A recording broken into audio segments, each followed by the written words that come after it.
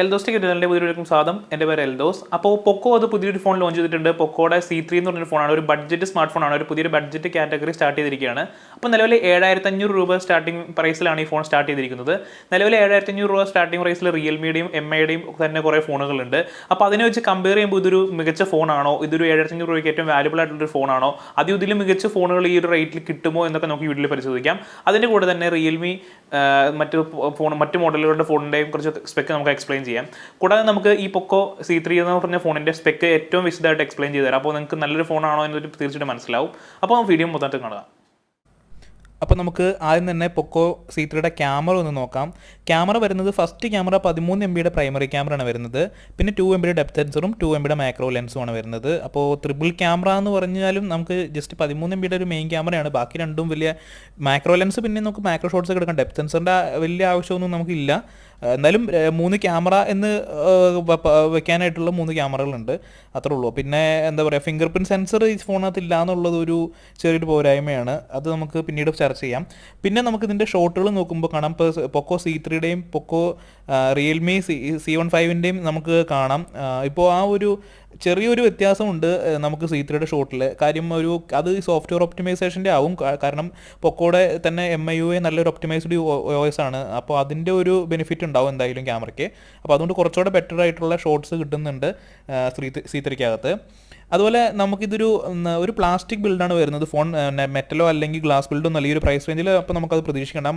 Polycarbonate material ആയിരിക്കും വരുന്നത്. അപ്പോൾ നല്ലൊരു മികച്ചൊരു ലുക്ക് തന്നെ ഫോണുണ്ട്. ഇപ്പോൾ മാക്സിമം ഒരു 7000, 8000 രൂപ, 10000 രൂപ താഴെയുള്ള എല്ലാ ഫോണുകൾക്കും കമ്പനികൾ മാക്സിമം നല്ല ലുക്ക് കൊടുക്കാനായിട്ട്, നല്ലൊരു സ്റ്റൈലിഷ് ലുക്ക്, ഒരു പ്രീമിയം ലുക്ക് കൊടുക്കാനായിട്ട് ശ്രമിക്കുന്നുണ്ട്. നല്ല ലുക്കിലേക്ക് വരുന്നുണ്ട്. അപ്പോൾ അതൊരു ഇതിൻ്റെ ഡിസ്പ്ലേ നമ്മൾ നോക്കുകയാണെന്നുണ്ടെങ്കിൽ ഇത് ഫുൾ HD ഡിസ്പ്ലേ അല്ല, നോർമൽ HD ഡിസ്പ്ലേ ആണ്. അപ്പോൾ ഒരു വലിയ ഡിസ്പ്ലേ ആണ്. ഒരു ഫോൺ ഇച്ചിരി നീളം കൂടിയ ഫോണാണ്. അപ്പോൾ ഒരു വലിയ ഡിസ്പ്ലേ ആണ്, നല്ലൊരു ഫോണുമാണ്. അപ്പോൾ ഈ ഒരു പ്രൈസ് റേഞ്ചിൽ നല്ലൊരു വലിയ ഡിസ്പ്ലേ ഉള്ള ഫോൺ കിട്ടും. ഫുൾ HD അല്ലെങ്കിൽ പോലും HD+. അത്യാവശ്യം ഈ ഒരു പ്രൈസ് റേഞ്ചിൽ എല്ലാ ഫോണുകളും HD+ ഡിസ്പ്ലേയിലാണ് വരുന്നത്. അപ്പോൾ അങ്ങനെ നോക്കുമ്പോൾ ഒരു നല്ല ഡിസ്പ്ലേ ആണ് വരുന്നത്, കുഴപ്പമില്ല. അപ്പോൾ നമുക്ക് ഇതിൻ്റെ പെർഫോമൻസ് ഡിപ്പാർട്ട്മെൻറ്റിലേക്ക് വരാം.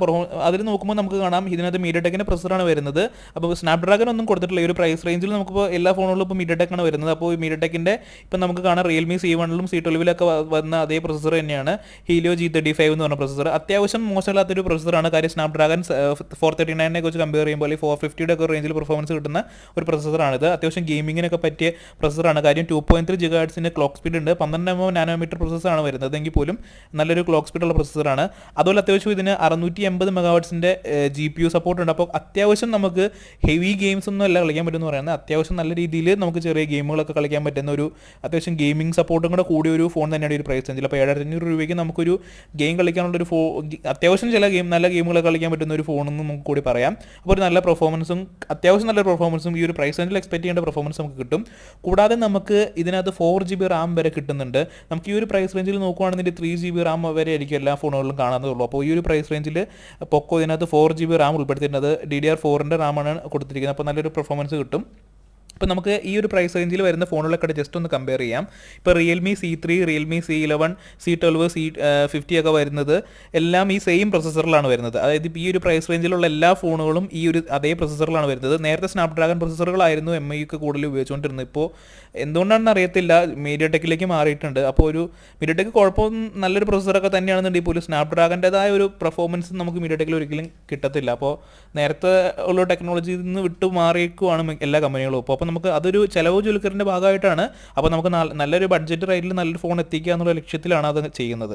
അപ്പോൾ നമുക്കിപ്പോൾ നോക്കിയാൽ കാണാം ഈ ഒരു ഫോണിൽ മാത്രമാണ് 4GB RAM വേരിയൻ്റ് ഉള്ളൂ. ബാക്കി എല്ലാ മോഡലുകളിലും 3GB ആണ് മാക്സിമം RAM വരുന്നുള്ളൂ. അപ്പോൾ അതുപോലെ തന്നെ 64GB സ്റ്റോറേജ് നമുക്ക് കിട്ടുന്നുണ്ട്. ഈ ഒരു മോഡലിൽ മാത്രമാണ് അത് കിട്ടുന്നുള്ളൂ. അപ്പോൾ ഇത് ഞാൻ പറഞ്ഞു, ഇവർ എൻഹാൻസ് ചെയ്തിട്ടുണ്ട് പെർഫോമൻസ് കാര്യങ്ങളൊക്കെ, നമ്മുടെ ഗെയിമിംഗ് ഒക്കെ ഒന്ന് ഒപ്റ്റിമൈസ് ചെയ്യാനായിട്ട്. അതൊരു സോഫ്റ്റ്വെയർ ഒപ്റ്റിമൈസേഷൻ ആണ്. നമ്മുടെ പൊക്കോയുടെ തന്നെ പൊക്കോ ഈ ഷോമിയുടെ MIUI തന്നെ ഒരു ഒപ്റ്റിമൈസേഷൻ ചെയ്തിട്ടുണ്ട്. അപ്പോൾ അതിൻ്റെതായ ഒരു പെർഫോമൻസ് കാര്യങ്ങളെല്ലാം ക്യാമറയിലാണെന്നുണ്ടെങ്കിലും ഗെയിമിങ്ങിലാണെങ്കിലും നമുക്ക് കിട്ടുന്നതായിരിക്കും.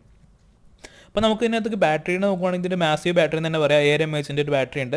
ഈ ഒരു പ്രൈസ് റേഞ്ചിൽ എല്ലാ ഫോണുകൾക്കും 5000 mAh ബാറ്ററി ഇപ്പോൾ വരുന്നുണ്ട്. ഇപ്പോൾ റെഡ്മിയുടെ തന്നെ 9i എടുത്താൽ നോക്കിയാലും നമുക്ക് 5000 mAh ബാറ്ററിയാണ് വരുന്നത്. അപ്പോൾ ഒരു എന്താ പറയുക, നോർമൽ ബാറ്ററി തന്നെയാണ് ഈ ഒരു പ്രൈസ് റേഞ്ചിൽ നോക്കുമ്പോൾ. അപ്പോൾ അത്യാവശ്യം നല്ല ബാറ്ററി ബാക്കപ്പ് കിട്ടും. കാര്യം 5000 mAh ആയതുകൊണ്ട് തന്നെ നല്ല ബാറ്ററി ബാക്കപ്പ് കിട്ടും. അപ്പോൾ ഇതിനകത്ത് ഒരു സംഭവം ചെയ്തിട്ടുണ്ട്. ഇതിനകത്ത് കുറച്ചുകൂടെ ചാർജിങ് സൈക്കിൾ കൂടുതലുള്ള ഒരു ബാറ്ററി 2.0 എന്ന് പറഞ്ഞ ടെക്നോളജി ഇംപ്ലിമെൻറ്റ് ചെയ്തിട്ടുണ്ട്.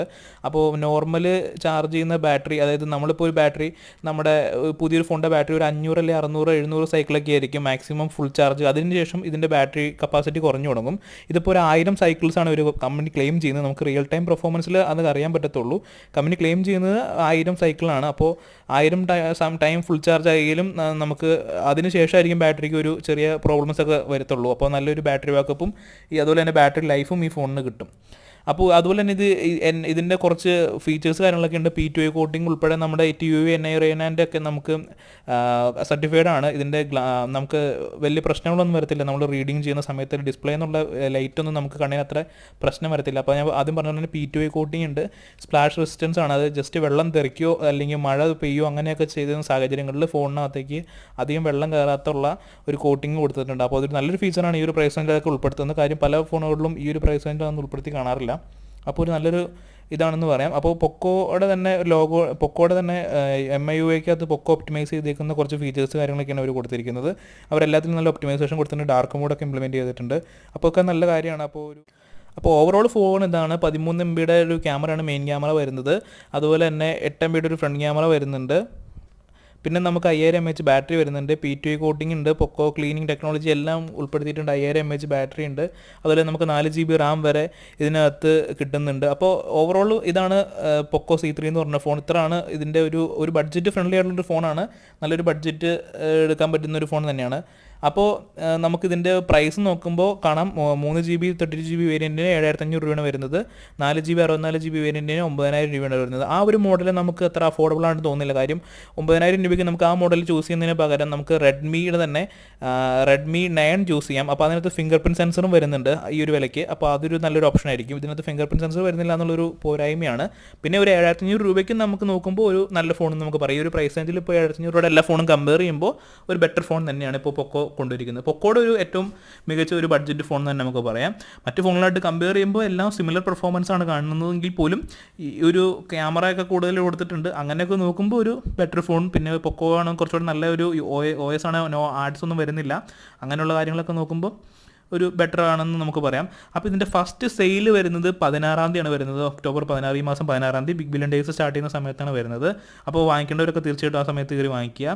അപ്പോൾ ഓവറോൾ ഇതാണ് പൊക്കോ C3. അപ്പോൾ ഇതിനെപ്പറ്റി എന്തെങ്കിലും ഡൗട്ട് ഉണ്ടെങ്കിൽ തീർച്ചയായിട്ടും വീഡിയോയിൽ കമൻറ്റ് ചെയ്യുക. അപ്പോൾ ഇതിന് 18 വോൾട്ടിൻ്റെ ഫാസ്റ്റ് ചാർജർ വരുന്നുണ്ട് ബോക്സിൽ. ഫാസ്റ്റ് ചാർജിങ് സപ്പോർട്ടാണ്. 18 വോൾട്ടാണ് ഫാസ്റ്റ് ചാർജിങ് സപ്പോർട്ടുള്ളത്. USB Type-C ആണ്. അതുപോലെ ഇൻഫ്രാറെഡ് ഉണ്ട് ഇതിനകത്ത്. അങ്ങനെ എന്തെങ്കിലുമൊക്കെ ഡൗട്ട് ഉണ്ടെന്നുണ്ടെങ്കിൽ തീർച്ചയായിട്ടും നിങ്ങൾ വീഡിയോയുടെ താഴെ കമൻറ്റ്. അപ്പോൾ ഇതാണ് പൊക്കോ C3യുടെ ഒരു ഫുൾ സ്പെക്ക് നമ്മൾ എക്സ്പ്ലെയിൻ ചെയ്തത്. റിയൽ ടൈം പെർഫോമൻസും ക്യാമറയൊക്കെ നമുക്ക് കൈ കിട്ടിയതിന് ശേഷമാണ് പറയാനായിട്ട് സാധിക്കത്തുള്ളൂ. എന്നിരുന്നാലും ഇപ്പോൾ നിലവിൽ നമുക്ക് കാണാനായിട്ട് സാധിക്കും. ഇപ്പോൾ MIയുടെ തന്നെ റെഡ്മിയുടെ തന്നെ പല ഫോണുകളും ഈ ഒരു പ്രൈസ് റേഞ്ചിലുണ്ട്. ഇപ്പോൾ Redmi 9i എന്ന് പറഞ്ഞൊരു ഫോൺ ഉണ്ട്. ഇതിലും റേറ്റ് കുറഞ്ഞപ്പോൾ 9i, Redmi 9 Prime, അങ്ങനെ പല നമുക്ക് കൺഫ്യൂഷനാണ്. റിയൽമിയുടെ തന്നെ C11, C5 അങ്ങനെ കുറേ ഫോണുകൾ ഈ ഒരു പ്രൈസ് റേഞ്ചിൽ ഉണ്ട്. അപ്പോൾ നമുക്ക് ഭയങ്കര ബുദ്ധിമുട്ടാണ് നമുക്ക് ഏതാണ് ബെറ്റർ എന്ന് കണ്ടുപിടിക്കാനായിട്ട്. ഇപ്പോൾ നിലവിൽ നമുക്ക് ഇപ്പോൾ ഈ ഒരു 7500 രൂപ പ്രൈസ് റേഞ്ചിൽ ഇതൊരു നല്ല ഫോൺ തന്നെ പറയാനായിട്ട് സാധിക്കും. കാര്യം കുറച്ച് അഡ്വാൻറ്റേജ് കാര്യങ്ങളൊക്കെ നമുക്കിപ്പോൾ എക്സ്പ്ലെയിൻ ചെയ്തപ്പോൾ മനസ്സിലായല്ലോ. അപ്പോൾ നിലവിൽ ഒരു 7500 രൂപയ്ക്ക് നല്ലൊരു ഫോൺ തന്നെ നമുക്ക് പറയാം. പക്ഷേ ഇതിൻ്റെ ഹൈ വേരിയൻറ്റോ നമ്മൾ 8999 രൂപയ്ക്ക് പർച്ചേസ് ചെയ്യാനായിട്ടുള്ള ഒരു ഫോണില്ല. കാര്യം അതിനും ബെറ്റർ ഫോൺ നമുക്ക് റെഡ്മിയുടെ തന്നെ നല്ല ഫോണുകളുണ്ട്. ഫിംഗർ പ്രിൻറ്റ് സെൻസർ വരുന്നത് നമുക്ക് റെഡ്മിയുടെ തന്നെ Redmi 9 ഉണ്ട്. അപ്പോൾ Redmi 9 ഫിംഗർ പ്രിൻറ്റ് സെൻസറും കാര്യങ്ങളൊക്കെ വരുന്നുണ്ട് ആ ഒരു റേറ്റിൽ നോക്കുമ്പോൾ. അപ്പോൾ അത് നമുക്ക് ഈസിയായിട്ട് ആ റേറ്റിലേക്ക് പോകാം. അപ്പോൾ നിങ്ങൾക്ക് ഈ വീഡിയോയിൽ എന്തെങ്കിലും ഡൗട്ട് ഉണ്ടെങ്കിൽ തീർച്ചയായിട്ടും വീഡിയോയിൽ കമൻറ്റ് ചെയ്യുക. അപ്പോൾ എന്തെങ്കിലും ഈ ഫോണിനെ പറ്റി സംശയം ഉണ്ടെങ്കിൽ തീർച്ചയായിട്ടും കമൻറ്റ് ചെയ്യുക. അതുപോലെ ഇത് ഏതെങ്കിലും ഫോണിൻ്റെ എന്തെങ്കിലും വീഡിയോകൾ എക്സ്പ്ലെയിൻ ചെയ്ത് തരുന്നുണ്ടെങ്കിൽ തീർച്ചയായിട്ടും ഒന്ന് കമൻറ്റ് ചെയ്യാം. അപ്പം നമ്മുടെ ഇൻസ്റ്റാഗ്രാം പേജ് ഒന്ന് ഫോളോ ചെയ്യുക. Eldhose Tech എന്നാണ് ഇൻസ്റ്റാഗ്രാമിൽ പേജ്. എല്ലാവരും യൂട്യൂബിലൊന്നും ഒത്തിരി കമൻറ്റുകളൊക്കെ ഇടുന്നുണ്ട്. അപ്പോൾ നമുക്ക് എല്ലാ കമൻറ്റിൽ നിന്നും എല്ലാത്തിനും റിപ്ലൈ തരുന്നുണ്ട്. എന്നാലും ചിലതിന് അടിയിൽ പിന്നെ ഇടുമ്പോൾ നമുക്ക് കാണാൻ പറ്റും, നോട്ടിഫിക്കേഷൻ കിട്ടാറില്ല. അപ്പോൾ നിങ്ങൾ ഇൻസ്റ്റാഗ്രാമിൽ ഒന്ന് മെസ്സേജ് അയക്കണം. ഈസിയായിട്ട് എളുപ്പമായിരിക്കും. Eldhose Tech എന്നാണ് ഇൻസ്റ്റാഗ്രാമിലെ പേജ്. ഇൻസ്റ്റാഗ്രാമിൻ്റെ ലിങ്ക് ഡിസ്ക്രിപ്ഷനിലുണ്ട്. അതുപോലെ നമ്മൾ ഇടുന്ന വീഡിയോകളുടെ ആപ്പിൻ്റെ എല്ലാം ലിങ്ക് ഡിസ്ക്രിപ്ഷനിൽ കാണും. അതുപോലെ നമ്മുടെ ടെലിഗ്രാം ചാനലിൻ്റെ ലിങ്ക് എല്ലാം ഡിസ്ക്രിപ്ഷനിലുണ്ട്. അപ്പോൾ നിങ്ങളൊന്ന് കയറി സപ്പോർട്ട് ചെയ്യാം. അപ്പോൾ ഈ വീഡിയോ ഇഷ്ടമായിട്ടാണ് തീർച്ചയായിട്ടും നിങ്ങൾ ഈ ചാനൽ സബ്സ്ക്രൈബ് ചെയ്യുക. അതുപോലെ ഈ വീഡിയോ മറ്റുള്ള കൂട്ടർക്ക് ഷെയർ ചെയ്ത് കൊടുക്കുക. അപ്പോൾ ഇതുപോലെ ടെക്നോളജികളും വീഡിയോ അടുത്ത ദിവസങ്ങളിൽ വരാം. അതുവരെ ബൈ.